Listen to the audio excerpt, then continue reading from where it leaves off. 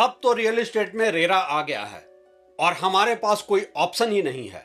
सब कुछ तो हम एज पर रेरा ही कर रहे हैं। यह है एक मासूम सा डिफेंस देश भर के बिल्डरों का, जो रेरा को होम बायर से ज्यादा अपने लिए ढाल के तौर पर इस्तेमाल करने लगे हैं। लेकिन सवाल तो लाजमी है ना कि आखिर रियल एस्टेट रेगुलेशन और डेवलपमेंट एक्ट में रेगुलेशन पर क्यों हावी है डेवलपमेंट? आखिर किसके हितों की रक्षा कर रहा है रेरा? और यह सब सवाल इसलिए कि जिस रियल एस्टेट रेगुलेटर के नाम पर इनिशियली बिल्डर्स थोड़ा डरे भी थे, उसी रेरा को उन्होंने मैनेज करना और बाईपास करना बखूबी सीख लिया है।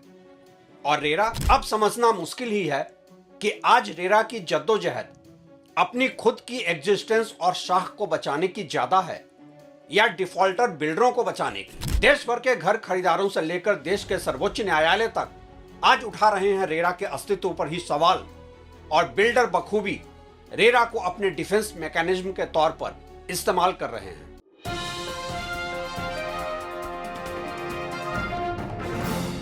नमस्कार, आप देख रहे हैं ट्रैक टू रियलिटी और मेरा नाम है रवि सिन्हा।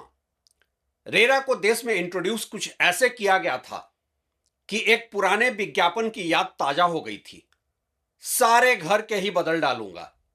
और इंडिया के रियल एस्टेट में तो बदलाव की जरूरत भी थी, सख्त जरूरत थी एक ऐसे हाउसिंग मार्केट में जहां के घर खरीदारों के शोषण की अनगिनत कहानियां इंटरनेशनल मीडिया तक की हेडलाइन बनी थी।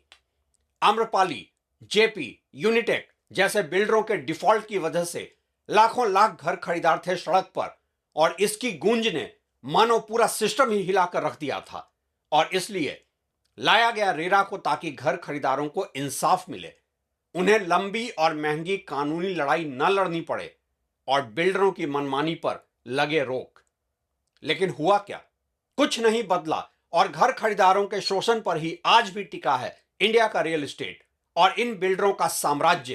काफी समय तक तो रेरा का एक टेम्पलेट डिफेंस ये रहा कि ये सब तो लीगेसी इश्यूज हैं और पोस्ट रेरा की मार्केट रियलिटी अलग है।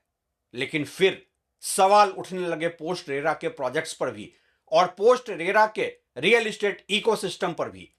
सवाल सिर्फ घर खरीदार ही नहीं उठा रहे हैं, अब तो देश की सर्वोच्च न्यायालय में भी उठ रहे हैं ऐसे अनकंफर्टेबल सवाल रेरा के फंक्शनिंग पर और रेरा के एग्जिस्टेंस या औचित्य पर।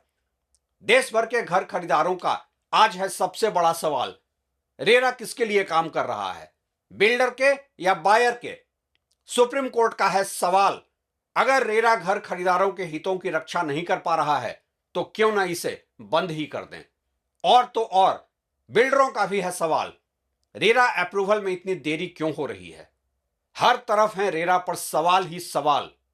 और जवाब कभी रेरा के किसी स्टेट के किसी मेंबर को कहते सुना जाता है कि हमारे पास पावर ही नहीं है, तो कभी कोई रेरा मेंबर कम इंफ्रास्ट्रक्चर का रोना रो देता है। कभी रेरा के ऑर्डर्स एग्जीक्यूट नहीं होते हैं तो कभी ऊपर की अदालतों में सालों साल खिंचते रहते हैं, और कभी रेरा हाइपर एक्टिव मोड में आकर खुद ही बिल्डर्स के खिलाफ रिकवरी ऑर्डर एग्जीक्यूट करने पहुंच भी जाए तो कानून इसे सही नहीं मानता है, क्योंकि रिकवरी कलेक्ट्रेट का काम है, इसे लैंड ड्यू की तरह ही से ट्रीट किया जाना चाहिए। सवाल उठता है, क्या रेरा के पास पर्याप्त पावर की कमी है? क्या रेरा के पास इंफ्रास्ट्रक्चर की कमी है? क्या बिल्डर ने सीख लिया है रेरा को बाईपास करना? आखिर कहां है असली समस्या? आज इस वीडियो में हम बात करेंगे उन प्रैक्टिकल रियलिटीज की, ना कि ऑन पेपर रेरा की वजह से हुए बदलावों की और महज आंकड़ों में कितने केसेस सॉल्व हुए के दावों पर। लेकिन आगे बढ़ने से पहले मेरी रिक्वेस्ट रहेगी कि आप लोग कृपया इस वीडियो को ज्यादा से ज्यादा लाइक और शेयर करें, चैनल को भी सब्सक्राइब कर लें। मीडिया के गिरते क्रेडिबिलिटी के बीच ये आपका कंट्रीब्यूशन होगा स्वतंत्र और निष्पक्ष पत्रकारिता में। आगे बढ़ते हैं और सबसे पहले देखते हैं कि कैसे घर खरीदारों को आज भी रेरा के होने या ना होने से कोई फर्क ही नहीं पड़ा है। पहली समस्या, बिल्डर बायर एग्रीमेंट की कॉपी आज भी पब्लिक डोमेन में नहीं है। सुप्रीम कोर्ट के तमाम दिशा निर्देशों के बाद भी हर बिल्डर एग्रीमेंट अपनी सुविधा के अनुसार बना रहा है। एक घर खरीदार को बिल्डर बायर एग्रीमेंट की कॉपी भी तभी दी जाती है जब उसने बुकिंग अमाउंट और यूनिट कॉस्ट का 10% बिल्डर को दे दिया है, और फिर बिल्डर बायर एग्रीमेंट में आज भी क्लॉज रहता है कि अगर आप बुकिंग कैंसिल करते हैं तो आपके यूनिट कॉस्ट का 10% अमाउंट बिल्डर फॉरफिट कर सकता है। और प्रैक्टिकल मार्केट रियलिटी यही है कि 10% पैसा आपके बुकिंग अमाउंट का जब्त नहीं होता है, बल्कि पूरे यूनिट कॉस्ट का होता है। मतलब कि 1 करोड़ के घर का बिल्डर बायर एग्रीमेंट भी आपको तभी दिखाया जाएगा जबकि आपने 10 लाख रुपए बिल्डर को दे दिया है। और अगर आप एग्रीमेंट से सहमत न होने की सूरत में यूनिट कैंसिल करते हैं तो आपके 10 लाख जब्त हो जाते हैं। यहां पर हालांकि थ्योरी में कहा जाता है कि आप उसे कानूनन चैलेंज करके वापस ले सकते हैं, लेकिन हम सब जानते हैं कि इस देश की कानूनी प्रक्रिया कितनी लंबी और महंगी है। रेरा के होने का मतलब तो तब बनता जबकि ऐसे एक्सप्लॉयटेशन को एडवांस में ही रोक दिया जाए। हर घर खरीदार का कानूनी हक हो बिल्डर के एग्रीमेंट को एडवांस में ही देखने का, और बायर का यह हक एंश्योर करे रेरा। इसी तरह से रेरा एक्ट यह कहता है कि प्रोजेक्ट के एफएआर लेआउट में किसी बदलाव के लिए आपको 2/3 बायर का एडवांस कंसेंट लेना होगा। लेकिन आज बिल्डर बायर एग्रीमेंट के ही साथ आपको डॉटेड लाइन पर साइन करने को कहा जाता है, एक एडवांस कंसेंट की कॉपी पर भी। और यहां भी रेरा इसे सिर्फ कागजी कार्रवाई के तहत एक्सेप्ट कर लेता है, ना कि वेरीफाई करता है कि यह कंसेंट कैसे हासिल किया गया है। और इस तरह इस मामले में भी हो गया रेरा के एक्ट का बाईपास। आम घर खरीदारों के पास तो कोई ऑप्शन ही नहीं रहता है। दूसरी समस्या, कारपेट एरिया का बस जिक्र, और बिल्डर आज भी बेच रहे हैं सुपर बिल्टअप एरिया पर। हां, रेरा के बाद से बिल्डर बताने लगे हैं कि कारपेट एरिया कितना होगा, लेकिन इस देश में रियल एस्टेट एजुकेशन इतनी है नहीं कि आम लोग समझ सकें सुपर एरिया, बिल्टअप एरिया और कारपेट एरिया का पूरा कैलकुलेशन। रेरा यह इंश्योर नहीं कर पाया है कि सारे घर खरीदे बेचे जाएं कारपेट एरिया पर, जिससे कि मार्केट में ट्रांसपेरेंसी हो। हां, यहां पर रेरा के डिफेंस में इतना कहा जा सकता है कि घरों की रजिस्ट्री भी सुपर बिल्टअप एरिया पर हो रही है, न कि कारपेट एरिया पर, जो कि लॉ ऑफ नेचुरल जस्टिस के खिलाफ इस सेंस में है कि आपने भले ही पैसा दिया है सारे कॉमन एमिनिटीज का, लेकिन हर एमिनिटीज पर आपका महज यूजर राइट होता है, और वो भी बिल्डर के टर्म्स एंड कंडीशंस पर। एक आम घर खरीदार तो बिल्डर का सैंपल फ्लैट देखकर ही कारपेट एरिया का अंदाजा लगा सकता है, राइट? लेकिन 10x12 के बेडरूम जो ब्रोशर पर लिखकर बेचा जा रहा है, उसका सैंपल फ्लैट है कम से कम 14x16 फीट, जो बायर को मिसलीड करने को काफी है। और फ्लोर टू सीलिंग हाइट जो बिल्डर देता है 9.5 या 10 फीट, वो सैंपल फ्लैट में 12 फीट होता है, और विजुअल अपीयरेंस में वही घर काफी बड़ा दिखता है। अंत में डिलीवरी मिलने पर बायर ठगा सा फील करता है, लेकिन बिल्डर लीगली सेफ है, क्योंकि ब्रोशर पर लिखे स्पेसिफिकेशन और सैंपल फ्लैट का फर्क बहुत बड़ा होता है। क्यों नहीं रेरा चेक करता है इसे? क्या यह मिसलीडिंग एडवर्टाइजिंग या भ्रामक विज्ञापन नहीं है? तीसरी समस्या, घरों की समय से डिलीवरी ना होना, और डिलीवरी में रेरा टाइमलाइन 8 से 10 साल आगे का रखना। हर बिल्डर का डिफेंस है आज, डिलीवरी एज पर रेरा टाइमलाइन, और बिल्डर स्वतंत्र है 3-4 एकड़ का भी प्रोजेक्ट 8-10 साल खींचने को, चाहे वजह उसके पास फंड की कमी हो या फिर स्लो सेल। लेकिन फंस जाते हैं वो बायर जो प्रोजेक्ट लॉन्च के शुरू में इस वर्बल कमिटमेंट पर घर खरीद लेते हैं कि ये टाइमलाइन तो रेरा फॉर्मेलिटी है, आपको 3 साल में घर मिल जाएगा। अब आप सोचेंगे कि फिर ऐसे वर्बल कमिटमेंट पर घर खरीदें ही क्यों? रेरा टाइमलाइन को देखकर ही क्यों ना खरीदें?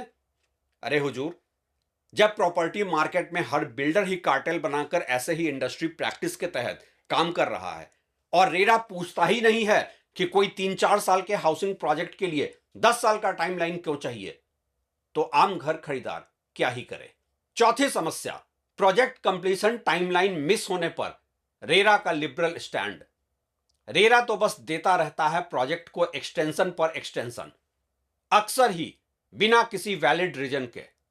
मसलन कि बिल्डर के घर में कोई समस्या चल रही हो तो वो है बिल्डर का फोर्स मैच्योर एज पर रियल एस्टेट का बीएनएस। बीएनएस यहां पर होता है बिल्डर न्याय संहिता, ना कि भारतीय न्याय संहिता। रेरा एक्ट तो यह कहता है कि प्रोजेक्ट के कंप्लीशन डेट में 1 दिन की भी देरी होने पर बायर एंटाइटल्ड है डिले पेनल्टी या रिफंड लेने को।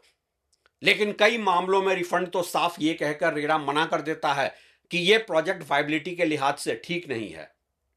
और डिले पेनल्टी, तुम्हें बिल्डर घर भी देगा और पैसे भी देगा, फिर प्रोजेक्ट कैसे पूरा होगा, ऐसा कोट अनकोट कहा है रेरा ने कई मामलों में। पांचवी समस्या, रेरा के ऑर्डर्स ज्यादातर ही मामलों में एक्सिक्यूट नहीं होते हैं और ये डिस्ट्रिक्ट मजिस्ट्रेट या कलेक्ट्रेट में धूल खाता रहता है और एक्सिक्यूट होने से पहले ही बिल्डर अपीलेट ट्रिब्यूनल, फिर हाई कोर्ट, फिर सुप्रीम कोर्ट में चैलेंज करके मामले को घर खरीदार के लिए लंबी और महंगी कानूनी लड़ाई बना देता है। तो इस तरह से हर मामले में ही बिल्डर रेरा को बाईपास करते रहते हैं और उन्हें नहीं है रेरा का कोई डर। अब इतनी कहानी सुनकर तो आप भी कंफ्यूज हो ही गए होंगे कि रेरा के होने का क्या ही मतलब है और एक आम घर खरीदार करे भी तो क्या करे। चलिए आते हैं उन पहलुओं पर जहां से कि कोई सॉल्यूशन की तरफ बढ़ा जा सके। अहम मुद्दा यह है कि क्या रेरा के पास पावर्स की कमी है, इंफ्रास्ट्रक्चर की कमी है? कुछ हद तक तो हां, ये दोनों ही वजह हैं, लेकिन सिर्फ इसलिए रेरा नाकाम है ऐसा भी नहीं कहा जा सकता है। रेरा के अधिकार सीमित हैं और वो रिकवरी सर्टिफिकेट इशू करने के बाद खुद उसे एक्सिक्यूट करने के लिए कुर्की जब्ती नहीं कर सकता है। यह भी सही है कि रेरा के पास इतना इंफ्रास्ट्रक्चर है ही नहीं कि वो हर प्रोजेक्ट को मॉनिटर कर सके, हर वायलेशन को ऑडिट करे खुद से। लेकिन इस डिफेंस से ही यह मान लेना कि रेरा एक intentionally proactive quasi judicial body है, गलत होगा। ऐसा होता तो सुप्रीम कोर्ट को ना तो रेरा के एग्जिस्टेंस पर सवाल उठाने की जरूरत पड़ती और ना ही पूछना पड़ता कि क्या रेरा एक्स ब्यूरोक्रेट्स का रिहेबिलिटेशन सेंटर है। असली समस्या है रेरा के मेंबर्स का नॉन लीगल बैकग्राउंड। रेरा के ज्यादातर मेंबर्स एक्स ब्यूरोक्रेट्स हैं और उनकी कोई लीगल ट्रेनिंग भी नहीं हुई है। जब कोई रेरा का मेंबर पब्लिक डोमेन में कहता है कि वो सीओ मोटो कॉग्निजेंस नहीं ले सकता और फॉर्मल कंप्लेंट आने पर ही कार्रवाई करेंगे, तो ये रेरा एक्ट के कॉन्ट्ररी बात होती है। इसी तरह से बिल्डर के वायलेशन पर रेरा ने कभी भी सेक्शन 35 के तहत बिल्डर के फाइनेंशियल फॉरेंसिक ऑडिट का ऑर्डर आज तक नहीं दिया है। ऐसा ऑर्डर जो कि एक नजीर बने और बिल्डर डरे फाइनेंशियल मिसमैनेजमेंट से। एस्क्रो अकाउंट भी कहने को ही मॉनिटर होता है इंडियन रियल एस्टेट में, और इसलिए रेरा रियल एस्टेट में ट्रस्ट और ट्रांसपेरेंसी क्या ही लाए जब वो खुद अपने लिए ट्रस्ट और ट्रांसपेरेंसी क्रिएट नहीं कर पा रहा है। फिर क्यों ना ये बिल्डर्स करें रेरा को हर लेवल पर बाईपास। रेरा को पूरी तरह से रीस्ट्रक्चर किए जाने की जरूरत है अगर इंडियन रियल एस्टेट में ट्रस्ट और ट्रांसपेरेंसी चाहिए, जहां के बिल्डर्स दूसरे मैच्योर्ड ग्लोबल मार्केट्स की तरह रेरा को ना कर सकें बाईपास। क्या ऐसा होगा? इसका जवाब मैं आप लोगों पर छोड़ता हूं। शुक्रिया।